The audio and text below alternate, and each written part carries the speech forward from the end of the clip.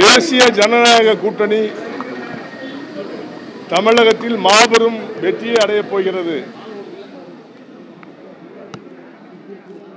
தமிழகத்தில் அண்ணன் எடப்பாடி அவர்கள்தான் முதலமைச்சர். இதை மக்கள் முடிவு செய்து விட்டார்கள். இன்றைக்கு தமிழக மக்கள் முன்னேற்ற கழகத்துடைய செயல் வீரர்கள் கூட்டம் இந்திய ஜனநாயக முறைப்படி யார் அதிகாரப்பூர்வமாக வேட்பாளராக ராஜபாளையத்தில் நிற்க வேண்டும் என்று ஓட்டெடுப்பு நடத்தியிருக்கின்றோம். அதன் அடிப்படையில் நாளை நாங்கள் அறிவிக்க இருக்கிறோம். ஓட்டெடுப்பு இனிதாக நடைபெற்றது. நாளைக்கு யார் வேட்பாளர் என்பதை தமிழக மக்கள் முன்னேற்ற கழகம் அறிவிக்கும். தாமரை சின்னம், தாமரை சின்னம், சின்னம் தாமரை சின்னம். 2-3 பேர் இப்போ கொடுத்துருக்காங்க. அதில் பரிசீலனைக்கு ஓட்டு போட்டிருக்கோம். இனிமேல் அது முடிவெடுத்து நாங்கள் சொல்லுவோம். இல்லை ஒரு 250 பேர், 250 பேருக்கு மேலே. தேசிய ஜனநாயக கூட்டணி தான் ஆட்சி அமைக்க போகுது. வெற்றி வாய்ப்பு எப்படி கேட்குங்க? தேசிய ஜனநாயக கூட்டணி தான் வெற்றி கூட்டணி. அண்ணன் எடப்பாடி அவர்கள் தான் முதலமைச்சர். இதுக்கு மேலே நான் எப்படி சொல்லணும்? மாற்றமே இல்லை. பொது தொகுதி தான் மற்றற்ற மகிழ்ச்சியாக இருக்கேன். ஏன்னா பொது தொகுதி இதுவரைக்கும் பொது தொகுதி எங்களுக்கு கொடுத்தது கிடையாது. தேசிய ஜனநாயக கூட்டணி தான் எங்களுக்கு பொது தொகுதி கொடுத்துருக்காங்க.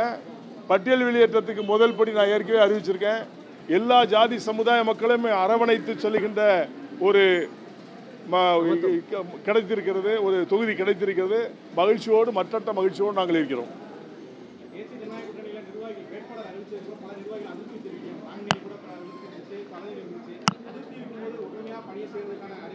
இல்லை, ஒரு சில இடங்களில் அதிருப்தி வர்றது சகஜம் தானே. எல்லா கட்சியிலுமே அதிருப்தி இருக்குது. திமுக இல்லையா, காங்கிரஸில் இல்லையா, எல்லா அரசியல் கட்சியிலும் அதிருப்தி இருக்குது. நியாயமானதுதான் இருக்கும்.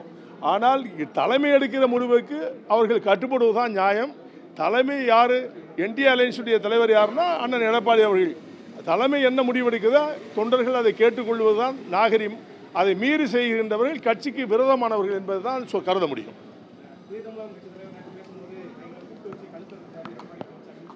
அது அவருடைய கருத்து. இது நான் எப்படி சொல்ல முடியும்?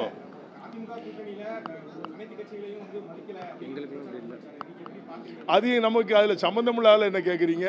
அது அவருடைய சொந்த கருத்துக்கு சொல்லியிருக்காரு. இருந்திருந்தா தேசிய ஜனநாயக கூட்டணியில் இருந்திருந்தால் மகிழ்ச்சியாக இருந்திருக்கும். அவ்வளோதான் நான் சொல்ல முடியும். அது அவரை சேர்த்தாங்க, ஏன் சேர்க்கலைங்கிறத எங்களால் சொல்ல முடியாது. அது பார்க்கலாம். அது எல்லாரும் சொல்கிற வார்த்தை தானே, கிடைக்கலாம் பேசுவாங்க. அதை வச்சு நம்ம முடிவெடுக்கக்கூடாது. தேசிய ஜனநாயக கூட்டணி மாபெரும் வெற்றி அடையும் என்பது தெளிவாக சொல்கிறேன். ஆமாம், மகிழ்ச்சி, சந்தோஷம். பார்ப்போம். நன்றி.